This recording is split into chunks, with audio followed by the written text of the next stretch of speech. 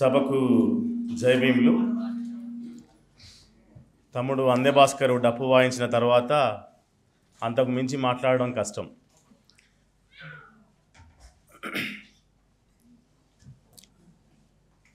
సభలో ఉన్నటువంటి పెద్దలు, ప్రొఫెసర్లు, స్కాలర్లు అందరికీ దండాలు. ఎమ్మెల్సీ గోరేటి వెంకన్న, కేంద్ర సాహిత్య అకాడమీ అవార్డు గ్రహీత, కవి, వాగ్గేయకార, అట్లాగే జానపద సాహిత్యానికి తన జీవితాన్ని అంకితం చేసినటువంటి గురుతుల్యులు ప్రొఫెసర్ జయదీప్ తిరుమలరావు సార్, సభలో ఉన్నటువంటి ప్రొఫెసర్ రజనీ మేడం, ప్రొఫెసర్ రాణి రజితా మాధురి గారు, ప్రొఫెసర్ గూడూరి మనోజ మేడం, అక్క గోగు శ్యామల గారు, మరొక అక్క బండారు విజయ గారు, మధు గారు, ఆరుగోపాల్ అన్న, పెద్దలందరికీ కూడా పేరు పేరున జై భీములు.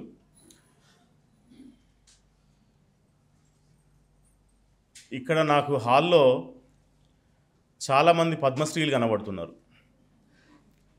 ఎందుకు అంటే ఒక రంగంలో జీవితకాలపు కృషి చేసిన వాళ్లకు పద్మశ్రీ అవార్డు ఇస్తారని చెప్పి అంటారు కదా. మీరంతా కూడా పద్మశ్రీ కంటే గొప్పోళ్ళు. ఎందుకంటే మీ జీవితాల్ని దీనికి దారపోసిన వాళ్ళు కాబట్టి. మరి ఎందుకు మీ జీవితాల్ని దీనికి ఈ కళకు దారపోస్తే మీకు గుర్తింపు లేదు, ఎందుకు మీకు గౌరవం లేదు అని అంటే, ఇందులో మనువాద కుల వ్యవస్థ కళారూపాలని విభజించింది. గుడి కేంద్రంగా భరతనాట్యము, కూచిపూడి, భజనలు వాటికి పవిత్రత ఆపాదించింది. డప్పుకి, ఒగ్గు కథకి, మన మంద ఎచ్చులకి, చిందు యక్షగానానికి, వీటన్నిటికీ ఒక అంటరానితనాన్ని ఆపాదించింది. కాబట్టి మనం ఇటువైపు అయిపోయినాం, వాళ్ళు అటువైపు అయిపోయారు. అసలు దీని మూలాల్లోకి పోతే సింధు నాగరికతలోనే ఉన్నది దీని మూలం. ఆర్యులు ఈ దేశానికి దండెత్తి వచ్చిన తర్వాత యుద్ధంలో ఓడిపోయిన వాళ్ళని అంటరాని వాళ్ళుగా, బానిసలుగా, దస్యులుగా చిత్రించినటువంటి ఒక చరిత్ర మన కళ్ళ ముందు ఉన్నది. దాంట్లో భాగంగానే కళారూపాలకి, కళలకి కూడా ఆ రకమైనటువంటి గుర్తింపుని ఆపాదించింది. దాన్నే మనం ఇవాళ మాట్లాడుకుంటా ఉన్నాం. ఈ కళారూపాల మధ్య ఉన్నటువంటి విభజన ఏదైతే ఉందో, ఆ విభజన కొన్ని తరాలుగా కొనసాగుతూ ఉన్నది. 3000 ఏళ్ల పాటు ఈ దేశంలో కుల వ్యవస్థ ఎట్లయితే కంటిన్యూ అవుతూ వస్తూ ఉన్నదో, అందులో భాగంగానే ఈ అంటరానితనం కళారూపాలకు కూడా ఆపాదించబడి మనమంతా మీరు పద్మశ్రీలు కాకుండా అయిపోయారు, మీరు పద్మ విభూషణలు కాకుండా అయిపోయారు. మీరందరూ అగ్రవర్ణాల్లో పుట్టి ఉంటే బహుశా మీరు అందరూ అయ్యేటోళ్ళు పద్మశ్రీలు. కానీ మీరు ఈ కులాల్లో పుట్టడం వల్ల మీకు ఈ రకమైనటువంటి అంటరానితనాన్ని ఆపాదించింది. నేను యక్షికి చాలా ధన్యవాదాలు చెప్తా ఉన్నా. ఎందుకు అంటే రాజ్యాంగ విలువ అనేది సబాల్టన్ కల్చర్కి, కళారూపాలకి మనం అందించగలమా అనేటటువంటి ఒక డిబేట్ని ఇక్కడ చర్చ చేస్తున్నందుకు, భారత రాజ్యాంగంలో ఆర్టికల్ 14A ప్రకారం మనుషులందరూ సమానులే, కులాలకు, మతాలకు, ప్రాంతాలకు, జెండర్కు అన్నిటికీ అతీతంగా మనుషులందరూ సమానులే అనేటటువంటి ఒక చట్టం ఉంది మనకి. కానీ ఆ చట్టాన్ని తుంగలో తొక్కినటువంటి దేశ పాలకులు వాళ్ళదైన రాజ్యాంగాన్ని ఇంప్లిమెంట్ చేస్తున్నారు. ఇప్పుడు మనకు అమలవుతున్నది భారత రాజ్యాంగం కాదు, మనకు అమలవుతున్నది మనువాద రాజ్యాంగమే అమలవుతున్నది. కాబట్టి మన కళలకు ఇక్కడ గుర్తింపు లేకుండా పోయింది, మనకు విలువ లేకుండా పోయింది. నేను చాలాసార్లు చెప్తా, మా గోరెటెంకర్ నాకు బాగా ఇష్టమైనటువంటి కథ, నేను రాసిన కథల్లో గజవెల్లి ఈశ్వర్కి తెలుసు, పెంజీగట్టి అని మా పెదనాయన మీద ఒక కథ రాసిన నేను. ఆయన భాగవతం చెప్తాడు. ఆయన ఊళ్ళో ఏ నాటకం అయితే ఆ నాటకానికి సంబంధించిన వేషం వేస్తాడు. వేషం వేస్తే ఆయన రాముని వేషం వేసిండనుకో, రాముడే దిగొచ్చిందని చెప్పి దండాలు పెడతారు. భీముడు వేషం వేసిండనుకో, భీముడే వచ్చిందని దండాలు పెడతారు. మెడలో ఉన్న బంగారు గొలుసులు తీసుకొచ్చి ఆయన మెడలో వేస్తారు. అట్లాంటి కళాకారుడు ఈ గ్లోబలైజేషన్ వచ్చిన తర్వాత ఆయన కళని చూసే మనిషి లేకపోవడం వల్ల ఆయన కళ బంద్ చేసి కూలిపోవడం మొదలుపెట్టిండు. దర్శనం మొగిలే రాలేనట్టుది. ఇవాళ పద్మశ్రీ వచ్చినాక ఉప్పర్ పని చేసుకుంటున్నాడు దర్శనం మొగిలే అనే కళాకారుడు. అన్న మహబూబ్నగర్ కదా. అంటే ఇట్లాంటి ఒక పరిస్థితి మనకు ఉన్నది కదా. మా పెదనాయన రామస్వామి, జన్ను రామస్వామి, ఆయన కళా రూపంతో కళకు జీవితం అంకితం చేసి బతికితే టీవీలో వచ్చినాక ఆయన నాటకం చూసేటోడు లేకపోయిండు. కూలి పని చేసుకొని బతుకుతూ అనారోగ్యం పాలైపోయి ఆయన ఆకలికి చావు చచ్చిండు. నేను ఆ కథలో లాస్ట్ లైన్ ఏం రాసిందంటే, ఊరు ఇప్పుడు నిజంగానే వట్టిపోయింది, ఊరి మీద ఒక సుక్క తెగిపడ్డది, ఇదే రామస్వామి ఒక పెద్ద కులంలో పుట్టి ఉంటే చాలా గొప్ప సావు అయ్యేది, ఇవాళ చందాలేసుకొని ఆయన చావు చేయాల్సిన అవసరం లేదు కదా అని చెప్పేసి కథ వదిలేసాను. నేను అక్కడ కథ పేరు పెంజీకటి. ఇవాళ ఇక్కడ నాకు చాలామంది రామస్వామిలు కనబడుతున్నారు. ఇక్కడే కాదు, తెలంగాణలో 70,000 మంది జానపద కళాకారులు ఉన్నారు ఒక సర్వే ప్రకారం. నేను రైటో రాంగో నాకు తెలియదు, ఆచార్య జయ తిరుమలరావు సార్ చెప్పాలి. ఇంతమంది కళాకారులు ఉన్నటువంటి తెలుగు సమాజంలో కూడా ఇవాళ రాజ్యాంగ విలువ అనేది అమలవుతున్నటువంటి దాఖలా లేదు. ఎందుకు అంటే ఆ కళాకారుల యొక్క కళకి ఎట్లాంటి గౌరవం కానీ గుర్తింపు కానీ లేకపోవడం వల్ల వాళ్ళు అక్కడికే పరిమితం చేయబడుతున్నటువంటి ఒక పరిస్థితి మనకి చాలా స్పష్టంగా కనబడుతూ ఉన్నది. అంటే కులము, బాబాసాహెబ్ అంబేద్కర్ అన్నట్టు ఈ దేశంలో నువ్వు ఎక్కడికి వెళ్ళినా నీకు ఎదురొచ్చి నిలబడేది కులమే, కులాన్ని ధ్వంసం చేయకుండా నువ్వు ఈ దేశంలో ఏమీ చేయలేవు అని చెప్పేసి బాబాసాహెబ్ అంబేద్కర్ అన్నటువంటి మాట ఏదైతే ఉందో అది కళారూపంలో కూడా చాలా స్పష్టంగా కనబడుతూ ఉన్నది.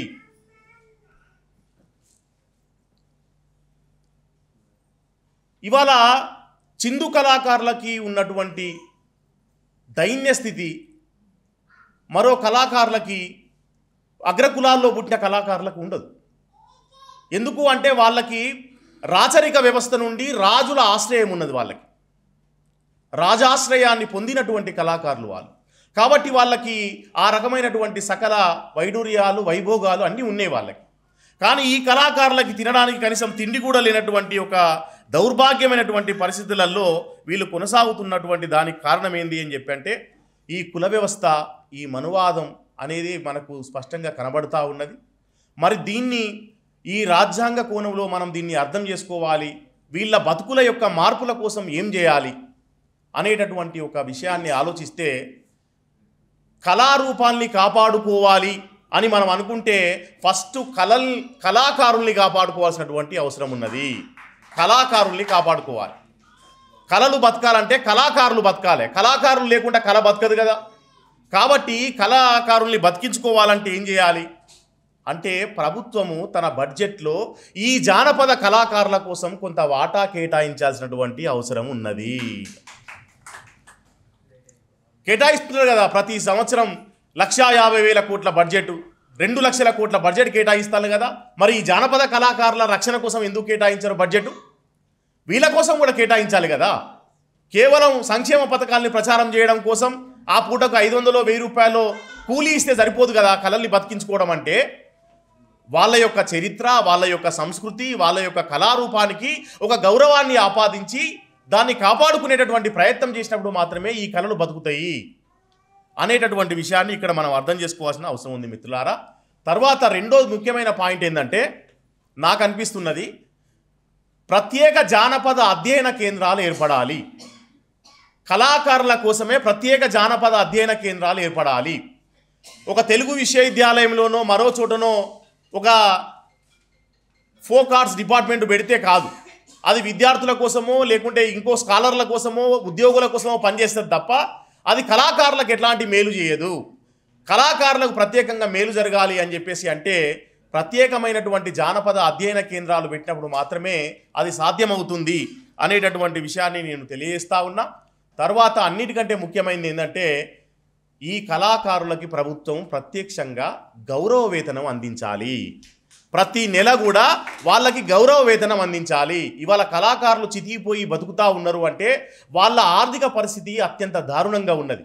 నేను స్వయంగా చూసిన దర్శనం మొగిలయ్య కొడుకు నాతో అన్న మాట ఏంటంటే, ఈ కళతోటి మాకు బువ్వ రాదు కాబట్టి మేము ఎందుకు ఈ కళని నమ్ముకోవాలన్నా, మేము ఈ కళని మేము కంటిన్యూ చేయలేము.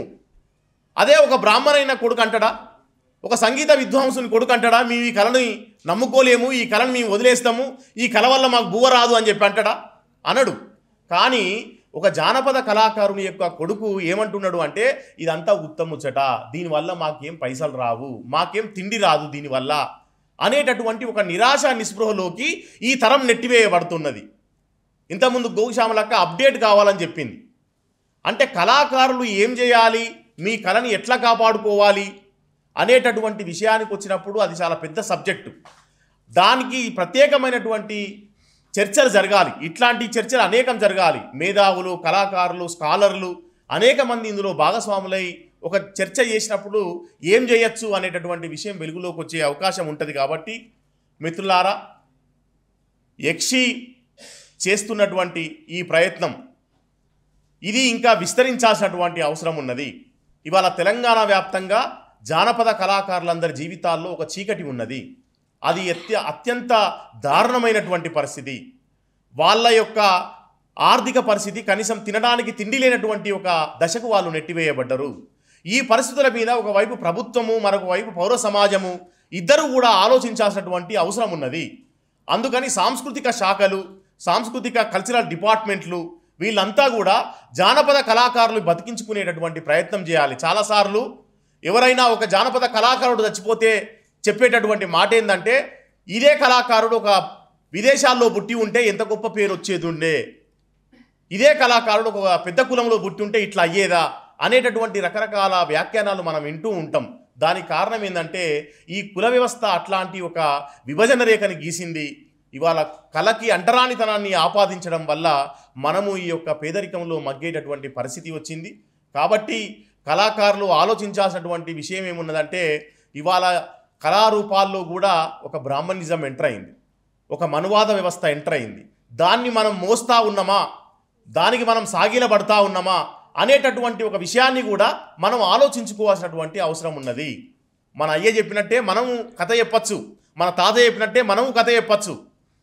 కానీ అది అంతిమంగా మనల్ని పట్టి పీడిస్తున్నటువంటి వాళ్ళకి, లేకుంటే మనకు ఈ జీవితాన్ని ఇచ్చినటువంటి వాళ్ళకి మేలు చేస్తూ ఉన్నదా అనేటటువంటి విషయాన్ని కూడా మనం ఇక్కడ అధ్యయనం చేసినటువంటి అవసరం ఉన్నది, ఆలోచించాల్సినటువంటి అవసరం ఉన్నది మిత్రులారా.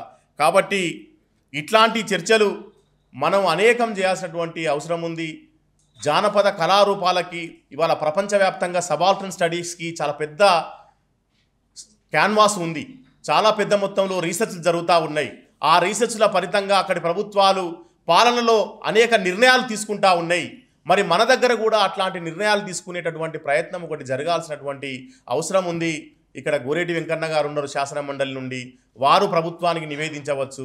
లేదా ప్రభుత్వానికి ఇటీవల సాంస్కృతిక శాఖలో కొంతమందిని సభ్యులుగా వేసింది, అట్లాంటి సభ్యులు కూడా దానికి నివేదించేటటువంటి అవకాశం ఉంది. అందులో నేను కూడా ఒక సభ్యునిగా ఉన్నందుకు నా వంతుగా కూడా నేను ప్రయత్నం చేస్తా అని చెప్పి తెలియజేస్తూ, నాకు ఈ అవకాశం ఇచ్చినటువంటి నా మిత్రులారు అపర్ణకి ధన్యవాదాలు తెలియజేస్తూ ముగిస్తా ఉన్నా. థ్యాంక్ యూ అనందాలు. Thank you very much.